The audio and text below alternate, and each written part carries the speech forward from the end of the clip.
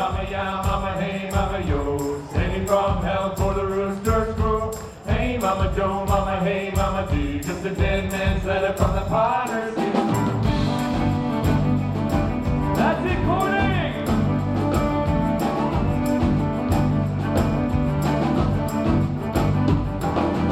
Hey, mama, yeah, mama, yo, mama, Joe. Hit me like you found me under yonder stone. Stay with me on why I'm out to the new moon. Play me from the curtains of a 302. After this week's historic winter storm, everybody that I've talked to who made their way out to 2,300 degrees tonight was definitely excited to get out of the house and get a little cure for that cabin fever, especially with tonight's theme being all about spring and St. Patrick's Day. It was nice to get out of the house after the storm, being cooped up in the house. Nice to get out, fresh air. It warmed up a little bit, and this is a great event. We try to come every month. This 2,300, I think, was more fun to come to because kind of been getting cabin fever at home, being stuck in from the storm.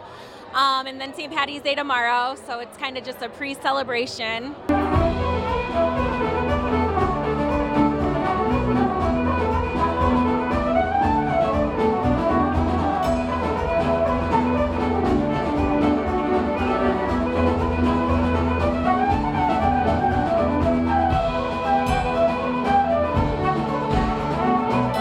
Well, I'm a good Irishman.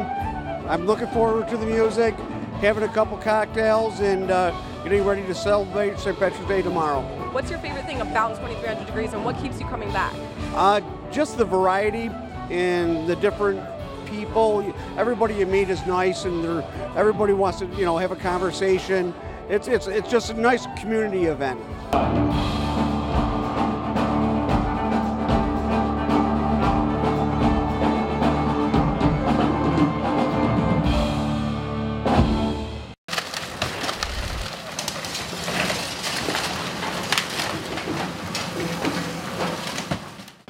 Last night, about 1:45, we received a call, structure fire at this property, and unfortunately, by early this morning, it was determined that we had to go defensive on the property. The extent of fire through the property, it's a vacant structure, and there was quite a bit of structural damage, and we could no longer operate inside the building.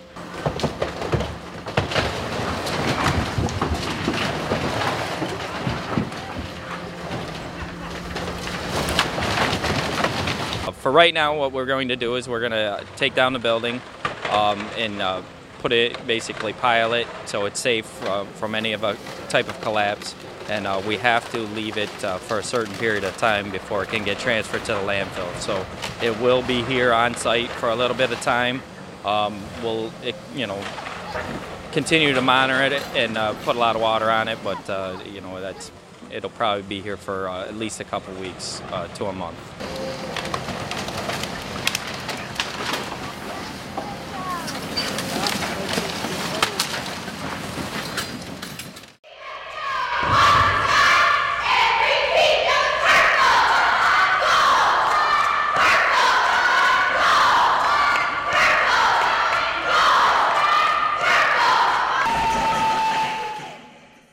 To Elmira College now, where it was an exciting afternoon for the Soaring Eagles cheerleading team. Just a few hours ago, the EC squad revealed its routine for the 2017 NCAA College Nationals in front of fans inside Spidell Gymnasium. The team has finished inside the top 3 for 3 straight years at Nationals and has been working on this year's routine for quite a while. Well, we basically start working on this routine in October at the beginning of our season, and we work on the skills that we want to put in and try to get the hardest skills that we can. And usually around January is when we start choreography and we piece it all together, and this is the end result. It's really difficult, but we make it so easy because we know how to perform it and we know the skills, and it's super, super hard. It's the hardest routine I've ever done in my past cheerleading career, and we make it so easy that there's no doubt that we're going to hit.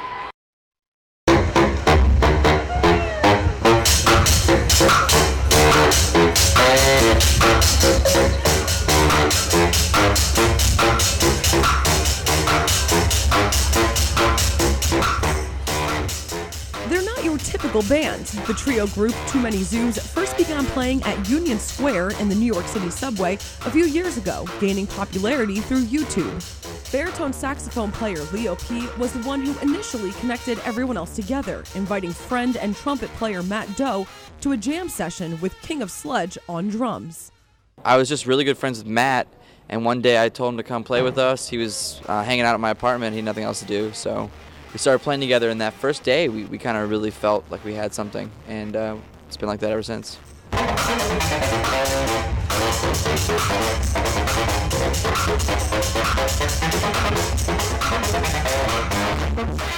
Too Many Zoos' music style is hard to define, as it's still being developed and is more of an organic feeling with the music rather than a label.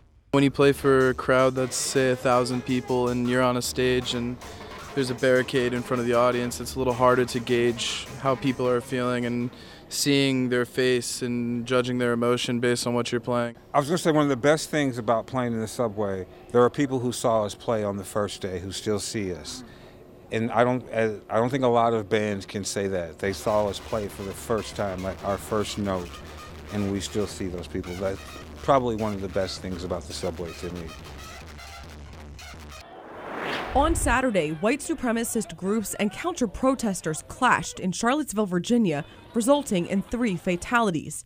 Monday night in Owego, a group of more than 20 residents gathered outside of the courthouse as a response to take a stand against Nazism in America. We wanted to make sure that folks knew in our area that without question, we are against these sort of actions and these sort of groups being given the right to exist, to thrive, and to cause problems in our communities in this country.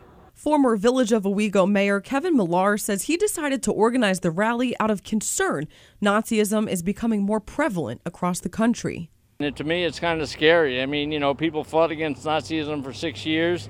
Some of these people don't even know what Nazism was in the 1930s and 40s. I don't personally, but my dad fought in the war, had relatives fighting in World War II, and it's a disturbing trend. The peaceful rally, organized through Facebook, called for people to make their own signs to stand up against Nazism and to show they refuse to be separated by race, creed, or national origin.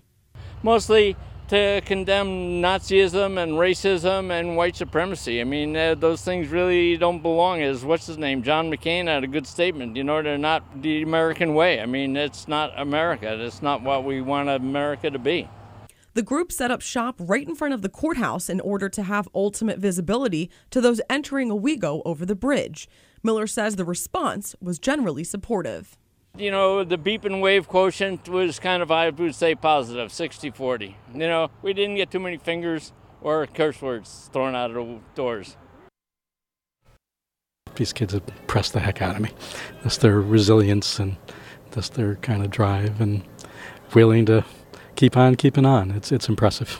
Now in its 20th year, the Finger Lakes Regional Burn Association's Camp Courage is designed to be a place where kids can be kids. Children who are burn survivors from across the region will spend 4 days at the Watson Homestead and Painted Post, swimming, playing, doing crafts, and forming friendships. So it's an idea to be with other kids, or an opportunity to be with other kids where you don't have to be self-conscious. Everybody knows kind of what the deal is and nobody's staring or going, what happened to you? And so it really creates that kind of environment where there's a sense of safety and freedom. A little over 2 years ago, Kayla Spahn was 11 years old and had an accident involving a bonfire. I burned on my arms and my legs and my face. And what happened was I lit a bonfire that had gas on it and it backflashed and I got 2nd and 3rd degree burns. When she first went in, it was the middle of May, and the doctor said at that point at least 3 months. We were very lucky in that she ended up only there for 25 days. While the accident was traumatic for both mother and daughter, the two have forged a deep connection and bond over the past 3 years. 25 days in the hospital together, 24/7, does tend to bring you a little closer. There was several nights where, obviously as a mother, you just want to take their place. But we've just become very, very close. Since I got burned, it's gotten a lot stronger and everything. And camp, my sister comes too, but she's coming later in the week. So we're all just doing stuff together as a family. For Executive Director Paul Schwartzman, the chance to see these kinds of bonds come to life is what the program is all about. Camp's an amazing thing. Talk about intimacy and relationships. It's a really incredibly powerful experience. I feel privileged to be allowed into these lives. I'm not a burn survivor. I'm a mental health professional, so I'm used to, working with people with trauma. But nevertheless, it's very humbling and really gives me a really unique perspective on life and kind of what's important.